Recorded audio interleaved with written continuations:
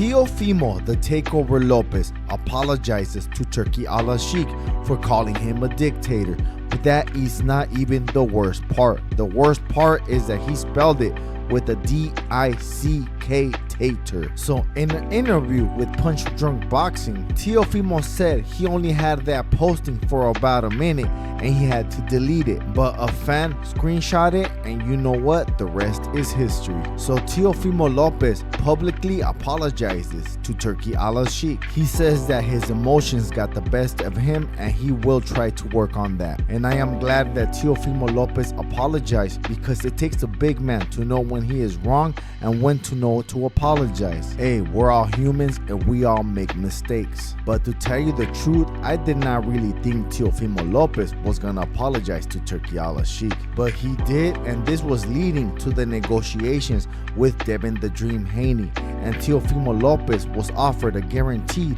of $11 million.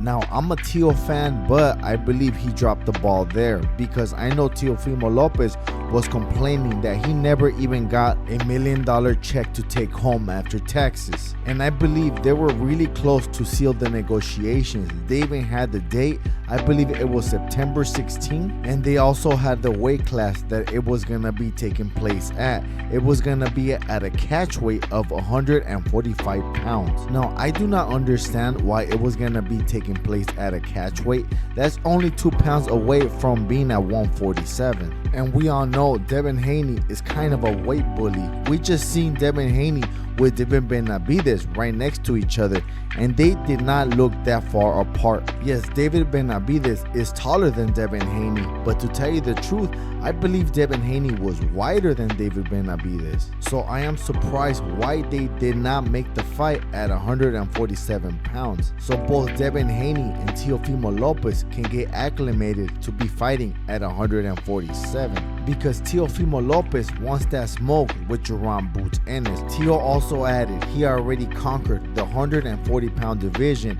and he wants to fight at 147. A fan asked Teofimo if he is willing to fight a champion at 147 so he can get a belt and force JARON Boots Ennis to fight him, and this time it will be for undisputed. As we all know, JARON Boots Ennis actually turned down a fight with Teofimo Lopez, and Boots was gonna get a guaranteed of $5 million.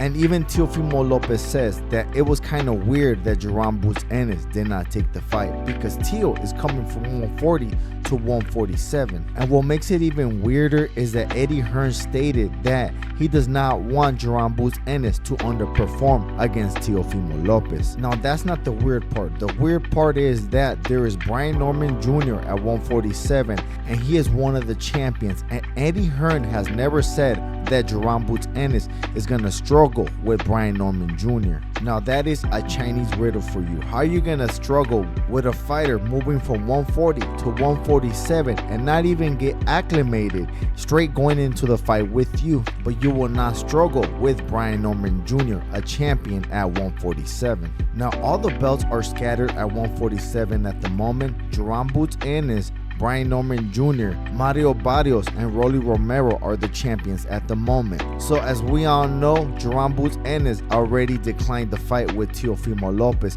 So if Teo fights any of these fighters and beats them and becomes champion, he could force JARON Boots Ennis into a fight, because as we all know, this is JARON Boots Ennis' dream, to become undisputed at 147. So if Teofimo Lopez is not a champion, I'm pretty sure JARON Boots Ennis is always gonna decline the fight. Okay, let's see Teofimo's options in the near future. JARON Boots Ennis will not fight Teofimo Lopez, so that's one of the champions that will not fight him. And Brian Norman Jr. is gonna fight in the near future against Suzuki in Japan, and Mario Barrios is gonna fight Manny Pacquiao for his belt in the near future as well. The only one left is Rolly Rolando Romero, but he barely beat Ryan Garcia for the belt. But it seems that Rolly Romero will be the quickest fighter to fight him for the belt, because Rolly just had the fight, but he did not take a lot of damage from Ryan Garcia. So it seems that this fight could have been first, but the only problem is that Teofimo Lopez said that him and Rolly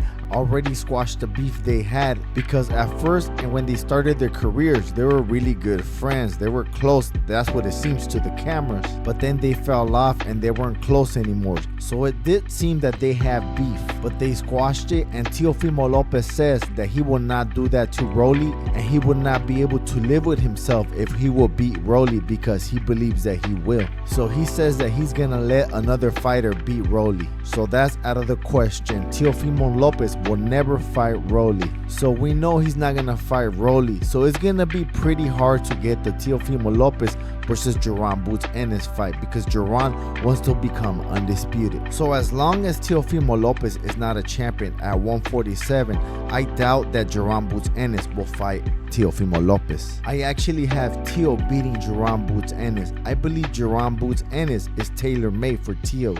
But guess what, guys? I ain't the biggest, I'm the baddest. And if you wanna hop out your boy, throw a dollar at the super thanks. I gotta roll. Peace. I shook up the world! I shook up the world! I shook up the world!